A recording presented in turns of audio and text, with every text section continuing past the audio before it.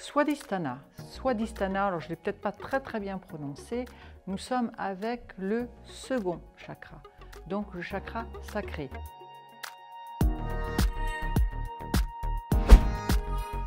Alors le chakra sacré va se trouver au niveau du pubis, entre un sous-nombril. C'est ce que vous appelez aussi le hara en médecine traditionnelle chinoise. Et ce chakra, vous avez vu, j'ai mis de l'orange, et bien est en relation effectivement avec la couleur orange. Chaque chakra, on l'a vu ensemble, est toujours attaché à une planète, à une énergie, etc. Donc là, en l'occurrence, la planète à laquelle est associé ce chakra, eh bien, c'est la planète de la Lune. Et donc l'élément, eh bien, ça va être l'eau. Il y a bien une relation entre ces deux. Et comme par hasard, la forme, c'est le croissant de lune. Donc vous voyez bien que tout est lié. Le matériau, ça va être l'étain. C'était le plomb qu'on transformait en or pour le premier chakra, et bien là c'est l'étain. On est avec des colorations qui sont complètement différentes. Donc on est bien effectivement avec cette lumière de la lune. Ce chakra, il vous sert à quoi? Eh bien, il est très important parce que en fait c'est la maîtrise du soi. C'est-à-dire que dans ce chakra, vous allez avoir à la fois une énergie qui va être le véhicule d'une émotion. Et oui, c'est la maîtrise du soi parce que là, on va exprimer le soi, mais le soi sacré. N'oubliez pas, c'est le chakra sacré, c'est-à-dire le sacré féminin pour madame, mais le sacré masculin pour monsieur. C'est-à-dire c'est cette connexion de ces deux formes sacrées que nous avons à l'intérieur de nous et qui vont nous permettre d'être dans le soi, le vrai soi. Qu'est-ce qui se passe lorsque ce chakra est trop ouvert, pas assez ouvert, et où il s'exprime au niveau du corps? Alors, au niveau du corps, eh bien, on est donc sur cette partie sacrée, ça va donc être matérialisé plutôt par le système urinaire, le système génital, l'intestin grêle, le gros intestin. Donc comme ça, vous pouvez voir un petit peu qu'est-ce qui peut être déséquilibré lorsque ce chakra est dans les deux cas déséquilibré.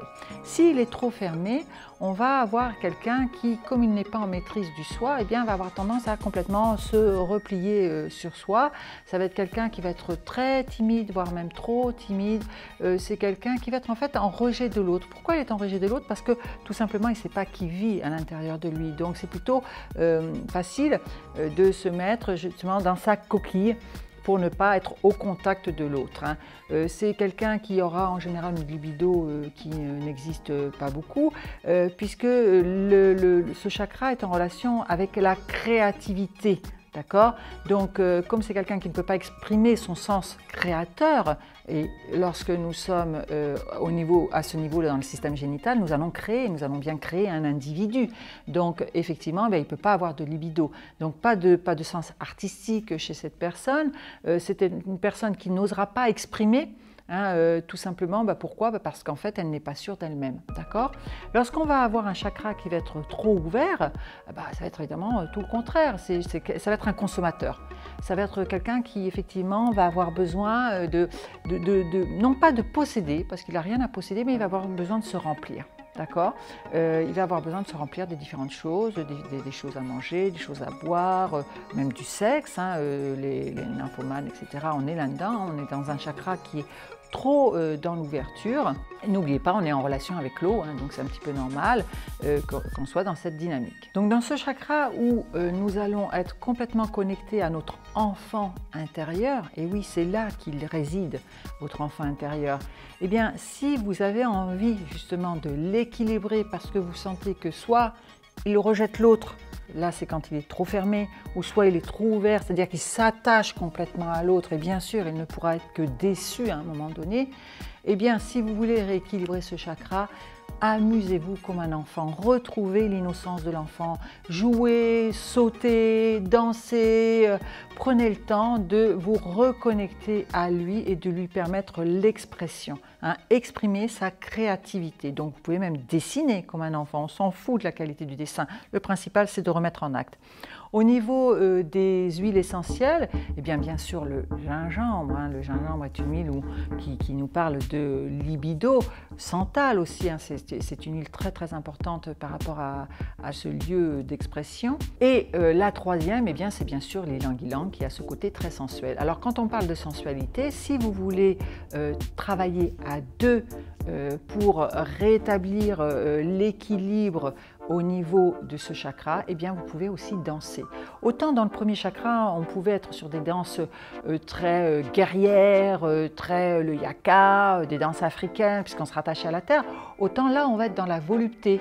Hein, on va être effectivement dans des danses à deux, des danses sensuelles, le tango, la salsa, toutes ces danses où le corps va bouger et où effectivement on va exprimer la volupté.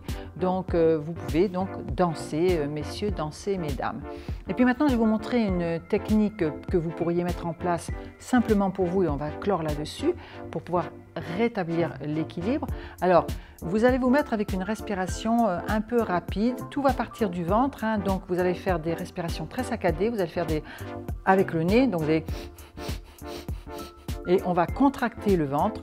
Donc vous faites ça tout simplement pendant quelques minutes. Alors attention, hein, chacun a son seuil d'acceptabilité pour ne pas avoir une hyperventilation, mais donc vous prenez une bonne respiration avant et puis après vous faites donc cette respiration saccadée et une fois que vous sentez que c'est votre potentiel, vous allez tout simplement boucher le nez. Alors, qu'est-ce que ça va permettre ce petit mouvement? Donc, vous pouvez le faire plusieurs fois dans la journée si vous voulez. C'est un mouvement comme il agit vraiment ici avec la contraction, hein, aller-retour au niveau du ventre. Il va permettre en fait de dynamiser cette énergie, de faire en sorte que cette énergie circule à nouveau. Donc ça, c'est plus pour avoir un flux qui soit de qualité. Maintenant, il y a, et je vais clore là-dessus, quelque chose que vous pourriez faire lorsque, effectivement, cette partie sacrée qui est la vôtre, parce que je vous ai dit, c'est l'enfant, mais l'enfant, il a compris à la fois son évidence, et il a compris qu'il était détaché du tout, mais en même temps attaché au tout. C'est ça, être dans son évidence sacrée. Malheureusement, très souvent, eh bien, on est beaucoup dans un autre chakra, hein, où on est beaucoup dans notre mental, et c'est notre mental qui a tendance à gouverner. Lorsque vous sentez que, effectivement, ce mental vous donne des croyances, vous donne des symboles, ne vous permet pas de vous connecter à cet enfant intérieur, eh bien, je vais vous proposer quelque chose qui est très facile à faire. Vous allez poser la main au niveau du ventre. D'accord? Alors la main droite ou la main gauche, comme vous voulez, on s'en fout. Donc on pose une main sur le ventre et on pose une main sur le front. Vous voyez, d'accord? Et vous fermez les yeux. Et à partir de là, vous allez imaginer le circuit. Donc au début, vous allez faire simplement en sentant avec la respiration, comme si vous vouliez envoyer de l'air depuis la tête, qui va passer donc au travers, là ici, du bras, qui va redescendre comme ceci, qui va redescendre par la poitrine, et qui va prendre en fait le relais au niveau de l'autre bras et descendre dans la main qui se trouve au niveau du ventre, d'accord? Donc on est comme ceci, on respire et moi ce que je vais faire c'est que quand je respire d'abord, inspire, expire au moins 2 fois histoire de stabiliser ma respiration et je vais inspirer et je vais imaginer hop, que ça circule là, là, parce qu'en même temps ça me permet de traverser le plexus solaire hein, aussi et ça va redescendre ici et après je souffle. D'accord? Et je recommence. Et je recommence, inspire, et hop, ce même circuit. Faites ça au moins 2-3 fois. Ça, c'est juste en fait parce que ça vous permet de mettre votre mental au service de votre énergie, puisqu'on va lui demander de suivre un circuit. Alors, en général, il aime bien. Donc, ça nous permet en fait de commencer à l'éduquer à ce qui va arriver par la suite. Ce que vous allez faire à présent, c'est que vous allez en plus mettre une couleur. Je vous ai dit, le chakra sacré, sa couleur, c'est l'orange. Et bien là, ce qu'on va faire, c'est que, parce que le chakra coronal, mais on n'y est même pas encore, hein, c'est du violet, mais on en reparlera par la suite. Bon, le problème qu'il y a, c'est que vous êtes là, vous êtes dans le mental, donc vous n'êtes ni avec le troisième œil, ni avec le coronal, vous êtes dans votre pensée, dans vos croyances. On va quand même essayer de commencer à lui mettre une couleur du coronal, comme si en fait, eh bien, ces pensées, on leur avait mis une lumière. D'accord? Donc vous allez imaginer la couleur donc, violette en l'occurrence, et là, au lieu d'avoir votre boule de souffle, hein, eh bien vous allez y mettre en même temps une coloration, donc une coloration violette. Et cette coloration, donc cette boule avec souffle et couleur, vous allez la laisser passer et faire le même circuit. Par contre, au fur et à mesure qu'elle descend, pour arriver jusque dans la main, eh bien lorsqu'elle va arriver dans la main, logiquement, elle va prendre de plus en plus la lumière de l'orange. Alors, à certains moments, ça va être un petit peu compliqué. Vous allez avoir une boule qui va arriver sans lumière ou qui va rester dans la coloration du violet. L'important n'est pas d'y arriver là au départ. N'oubliez pas, si vous faites ça, c'est qu'il y a un déséquilibre et que vous le sentez et que vous avez envie de rééquilibrer. D'accord? Donc, l'important, c'est d'engager le processus. Et petit à petit, vous allez voir que effectivement, ce processus va se mettre naturellement en vous et que votre boule va très rapidement devenir orange. Alors, ce que je vous propose pour terminer, c'est que vous pouvez aussi bien sûr faire tantôt avec cette main et puis si vous voulez le faire le lendemain ou en soirée, hop, on peut aussi changer de main. N'oubliez pas que nous avons 3 canaux là et effectivement, partie droite et partie gauche sont aussi en relation avec des canaux. Voilà, j'ai fini pour ce chakra. Je vous dis à la prochaine vidéo pour le chakra suivant.